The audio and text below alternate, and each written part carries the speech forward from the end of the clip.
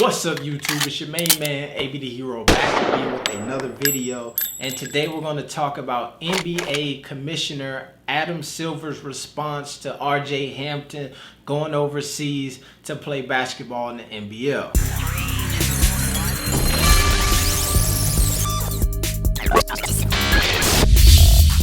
Last week we did a live stream and a video about RJ Hampton, a Texas high school basketball player who is ranked number 5 in the country currently and is projected to go in the top 6 of next year's NBA draft, decided to forego college basketball and take his talents to Australia to play for the New Zealand Breakers in the Hungry Jacks National Basketball League of Australia.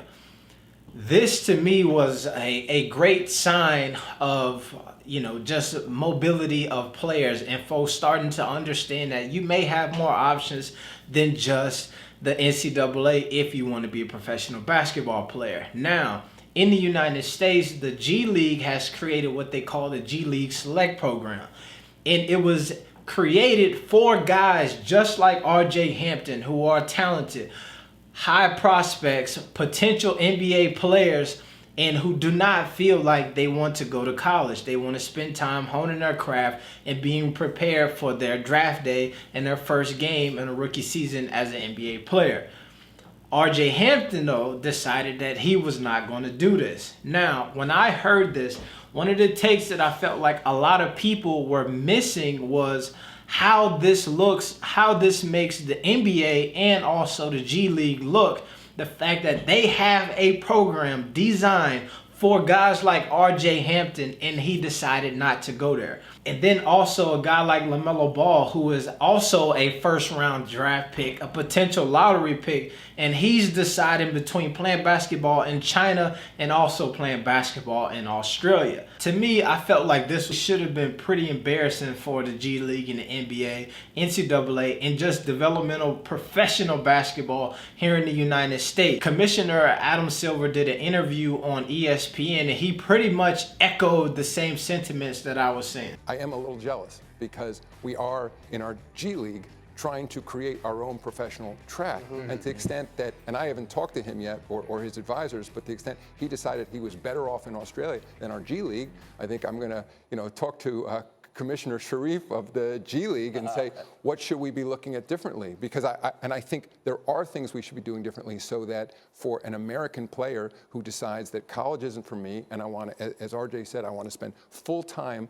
devoted to the game of basketball, that's my best chance to be in the NBA, there should be an alternative opportunity in the US to do that. So, this is a reason why I thought the JBA was going to be such a great idea, because it would have provided a guy like RJ Hampton or some other prospects who did not want to go the college route a chance to develop here on US soil, while also giving them an opportunity to get some experience versus seasoned professionals overseas. I feel like it was a missed opportunity for these different organizations here in the United States to get behind. The G League, the NBA, the NCAA, USA Basketball. I feel like all of them could have got into that and really took that structure and made something beautiful out of it. Obviously, that didn't happen. But what I will say is I believe the JBA potentially has affected the culture and the conversation around young prospects seeking payment for their services.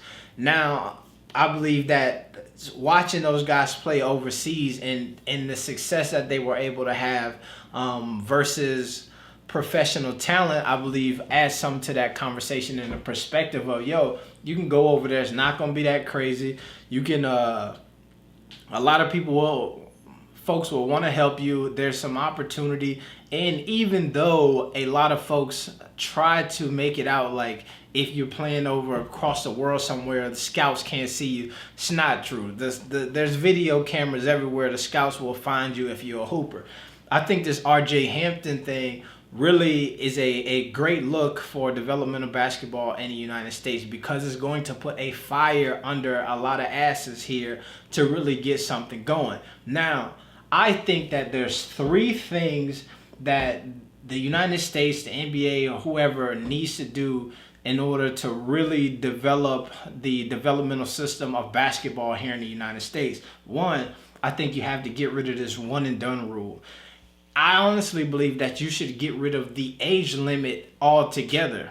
If you're 14 years old and you 6'8" and you have what it takes to be able to play basketball in the NBA, I believe that you should be able to do that. Also, I believe that they need to add another round or two to the NBA draft. And so if you're a 14-year-old player who has the physique of an NBA player or has the potential to be one, you could be drafted and then placed into the G League Select program. So that's what I believe is the third step. You use an extra round or two of draft to really find prospects, and then you use those guys to really populate the G League programs and all these other developmental leagues that you can come up with. Because from my experience in traveling around the world with the JBA, and talking to different ball clubs and understanding the systems that they have in place in different countries for developmental basketball, these different franchises have levels to their these different franchises interact with young prospects on multiple different levels, to where they basically may have an AAU team full of young guys, a professional youth team, and then also like a professional college age team. And it's really not even about age. Once you pass a certain level, it's about talent and ability. So if you're 15 and you may not be talented enough to play in the NBA, but you're talented enough to play in like the college level league, you can do that. And so to me, I think that that would have positive trickle down effects on just the culture of basketball as a whole here in the United States. When you look at how we have things set up currently, we have AAU, high school, the USA basketball slips in and has some type of national team for young players. You have all of these different levels, but the thing is that it's all amateur. Nobody's getting paid. So you're not learning how to be a professional. You may be getting some skill set as far as being a basketball player, but not necessarily a professional. And then when you look at all of those different levels, the style of play at all of these different levels differs so much from the NBA. The style that they play in college is not necessarily the style that they play in college would not necessarily translate to the NBA. The same thing with the style that they play in AAU or high school. Even when you look at the style of NBA play to overseas, it doesn't translate per se. So you're hoping that somebody's learning these certain skills to make them a better NBA player by playing in a system that is not NBA system. So I feel like the NBA instituting some type of developmental league for players with a younger age would be a hell of a bonus. One of the things that they asked Adam Silver about was, what are you losing by not having players go to the NCAA to build their exposure, right? And he said something that I felt like is how I would have answered the question as well, but then also shows the insight in how much focus that and attention that the NBA is currently paying to not only NBA basketball, but just the culture of basketball as a whole. And they asked him a question about Zion Williamson. Let's take a listen. The one thing that we will not get out of this, I mean, you get these kids coming into your league who are major stars, and this year might be a bit of an outlier, but Zion Williamson is already one of the 5 biggest stars in American sports before he even sets foot on a court in the NBA. So if players start not going to college and not getting that exposure, is that something that you think would change the dynamic of all of this? Not necessarily. I mean, what we're watching now, I mean, Zion's a great example. Zion was a huge star, at least measured by social media. Sure. I assume that's how you're measuring it, before he even went to Duke. And if you look down now that the list you just pulled up on the internet of the 10 top-ranked high school players in America, they all have hundreds of thousands of social media followers. And I think what some people misunderstand, where Nike and the other shoe companies are involved in youth basketball, a lot of people think it's so they can, in essence, get their hooks into the young players to sign them later. Really, they're doing it for promotional reasons. There's a huge audience following youth basketball in this country, so that's something we're looking at as well. Their understanding of the culture around youth sports and how popular it is with channels like Overtime and Baller's Life and all of these different YouTube channels and accounts to just boost the profile of these players. I think that the NBA, by creating their own developmental league, could have an opportunity to grab some of those sponsorship dollars. And then also, while paying these players, if you really think about, you got all of these All-American games, the Jordan brands, the McDonald's, all of these folks who are sponsors, who are sponsoring these huge profile games. I think that the NBA in their developmental system would be able to potentially get enough money from sponsors to also fund that endeavor in itself. Because if it's anything like the G League, you see that not many people watch the G League, so you wouldn't want to follow that same structure of making it something that is secondary to, or you wouldn't want it to be secondary so much to professional basketball, right? You wouldn't want to say like, these guys are the dudes who didn't make it to the NBA yet. These guys are en route to doing that. And I feel like when you create that type of psychology, that makes people want to buy in. So people will be more apt to watch this type of basketball, because you don't think that you're watching some guy who's had a shot to be in the NBA and just wasn't good enough and is back down here. You still have the hope factor of this guy who I'm watching is potentially going to be the next guy. That's the beautiful thing about high school basketball. I believe that's the beautiful thing about college basketball, is that no matter who you are, if you're in college, couple good games and you feel like you may have a shot to play on the next level. In high school, the guy who's number one on your high school basketball team who may be shopping offers, you just don't know where they're going to be at.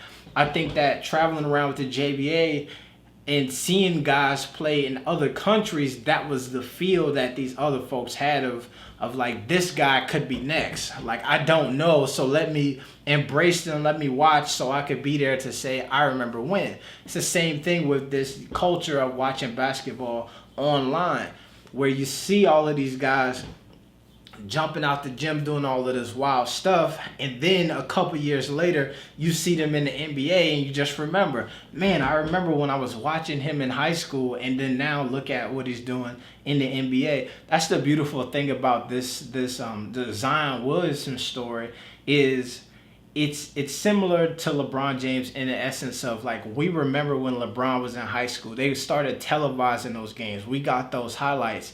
And then so you remember watching LeBron in St. Vincent, St. Mary's, and now you remember watching him trek through the NBA. That is the experience that folks are going to have with guys like Zion Williamson, where everybody was watching him in high school and was really admiring his talent, and not just a group of guys who are extremely into just high school hoops. So I think that there's a lot of dollars that the developmental league, that the NBA or G League could tap into if they really invested their time and money into developmental basketball here in the United States. And I'm excited to listen to the things that Adam Silver has planned, because it sounds like just in basketball in general within the NBA that they're planning to do some pretty cool things as well. Let me know in the comment section below how you feel about developmental basketball in the United States. If you think that we missed the opportunity with the JBA, or if you believe that was a great idea, but there's a better way to do it. But then also tell me what that better way is, and let's have that discussion. This your main man, AB the Hero. I'm out. Peace.